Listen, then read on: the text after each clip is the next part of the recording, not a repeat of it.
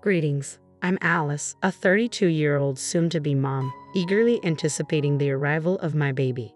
Today finds my husband and me on our way to his family's house, a cozy 30-minute drive from our apartment. We make this trip regularly, usually a couple of times a month. Today's visit is prompted by the enticing news that my mother-in-law is whipping up her renowned apple pie. She's a kind soul, having endured the loss of her husband just last year. Despite the hardship, she's bounced back and is now eagerly awaiting the arrival of her grandchild. However, not everyone shares in our joy about the impending arrival of our child.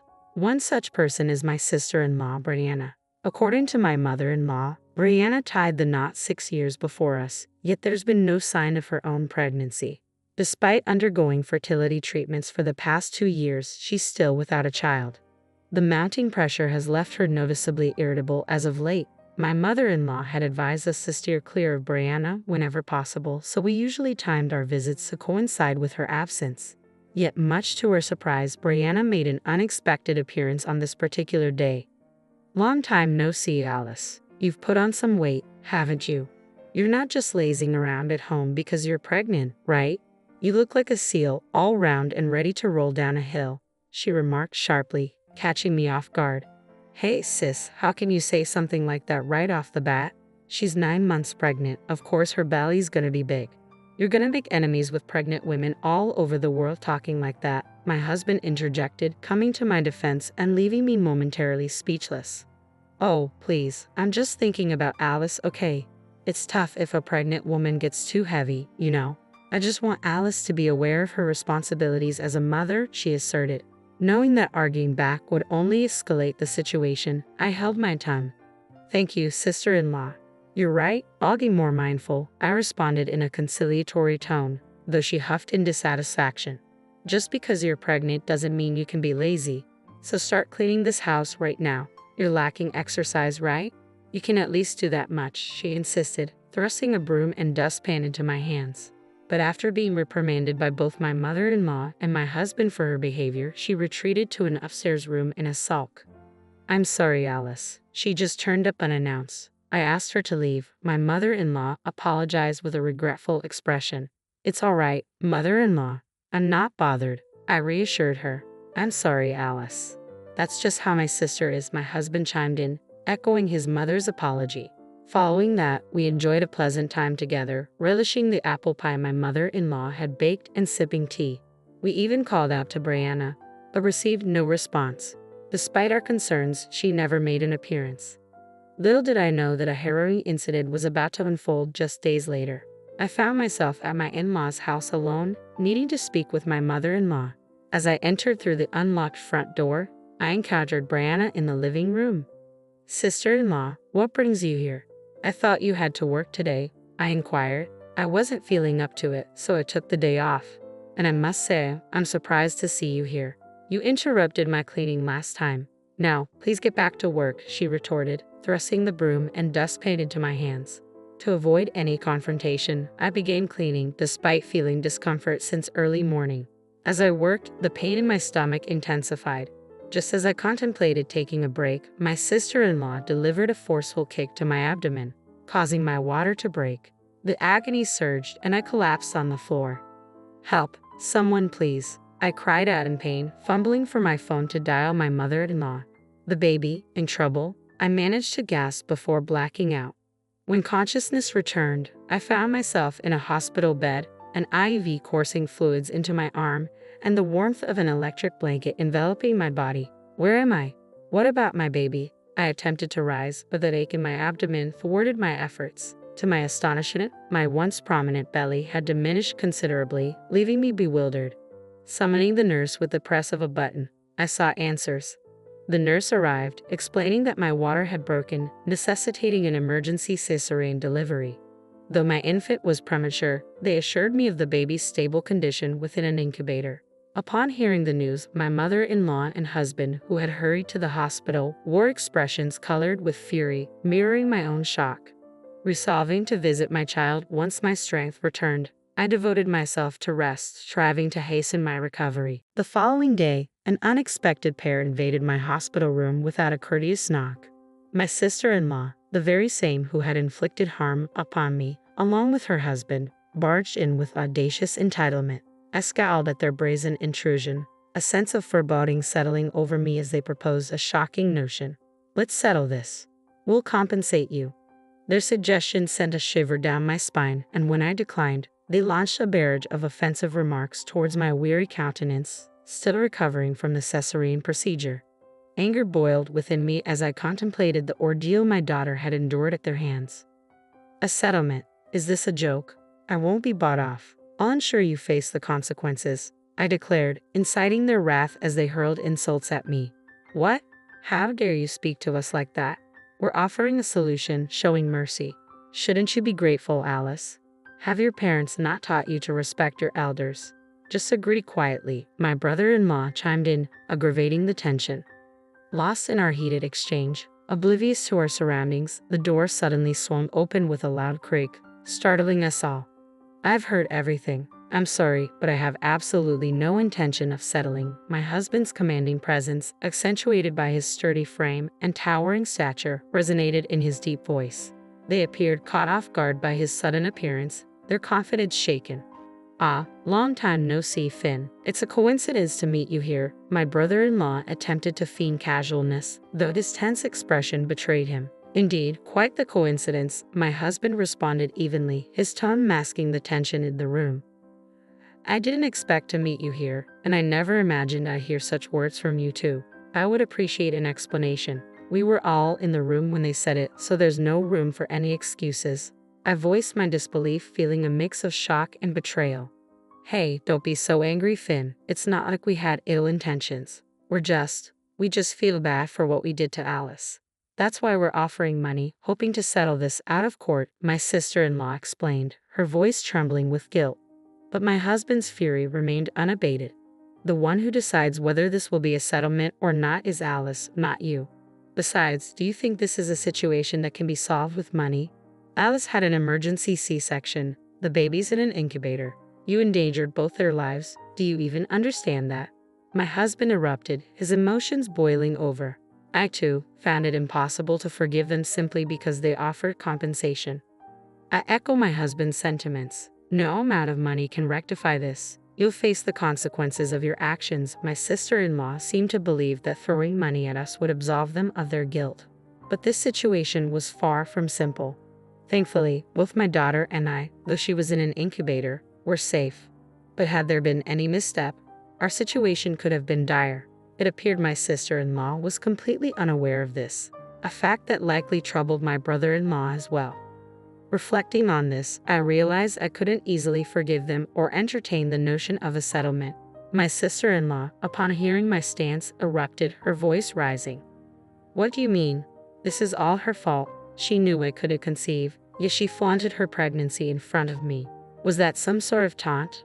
I was furious, and I did what I did to ensure she wouldn't dare to provoke me like that again. Now I understood why she had lashed out at me, but there was a perplexing detail that didn't add up.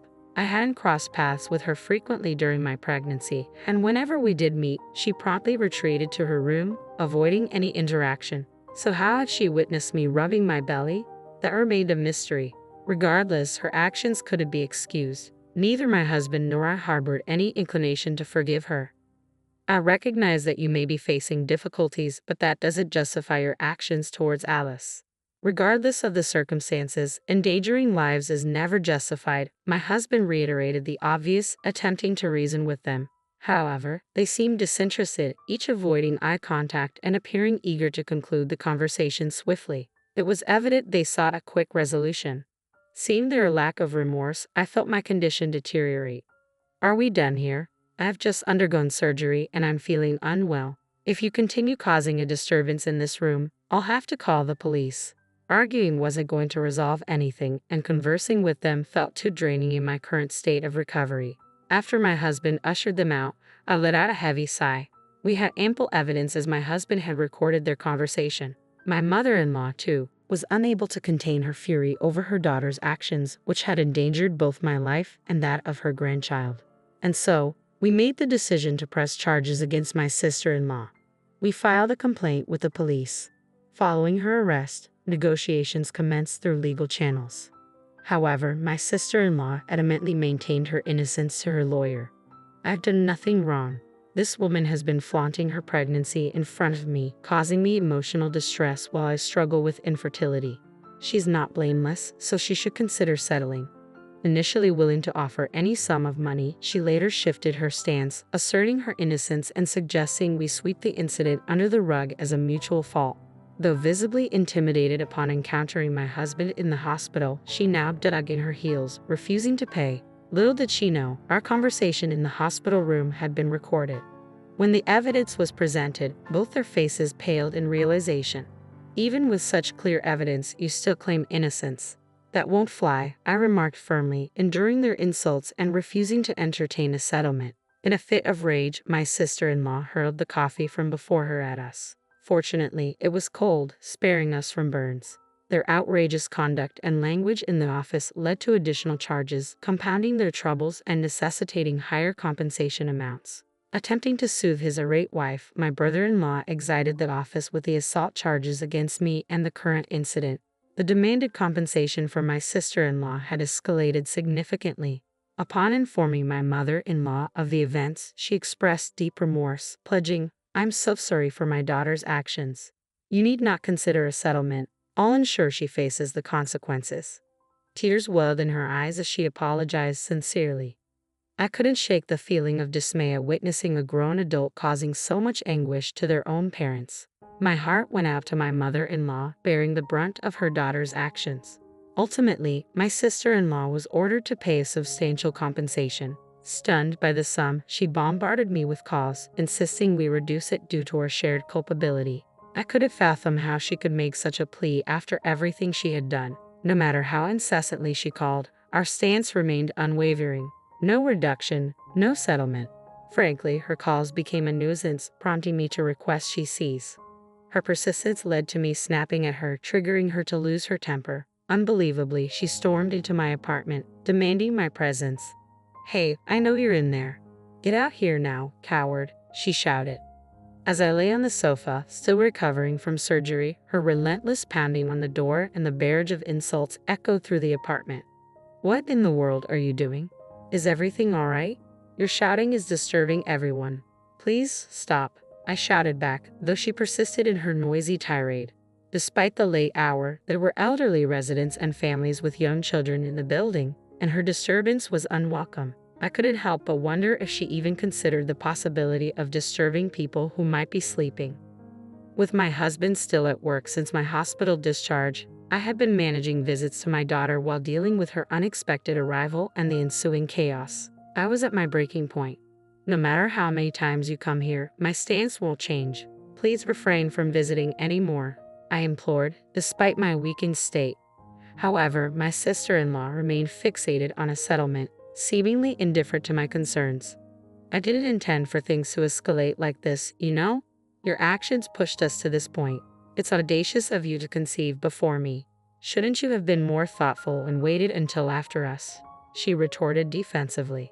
It appeared that she perceived pregnancy as some sort of contest. While I don't believe pregnancy should be seen as a competition or that conceiving first is more honorable, my sister-in-law, who struggled with infertility for years, seemed to view it through that lens.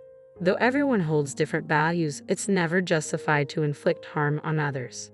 I understand your frustration about not being able to conceive, but that's no excuse for causing harm to others. I can't forgive you for putting my daughter in danger. You'll be held accountable for your actions, I asserted firmly. Above all, her actions had endangered my daughter, which was unforgivable. Just then, the distant sound of sirens pierced the air. "Well, if you're banging on someone's door and shouting at this hour, it's only natural that the police would be called," I remarked coolly. "What do you mean the police are here? Open the door. You have to hide me." Despite my sister-in-law's frantic pleas, I had no intention of shielding her. As the police arrived and began their inquiries, I provided my account of the situation. Just then, my husband returned home, and I quickly briefed him on the unfolding events. Recalling previous incidents, my husband decided to divulge the full truth to the authorities. Consequently, the police escorted my sister-in-law away in their vehicle. Later that evening, my brother-in-law contacted me to announce his decision to divorce my sister-in-law and implored me not to entangle him in the matter. A rather self-serving plea. Evidently, one of my husband's colleagues had overheard my brother-in-law's conversation at the hospital where I was hospitalized. Subsequently, workplace gossip circulated among female employees, leading to a tarnished reputation for my brother-in-law.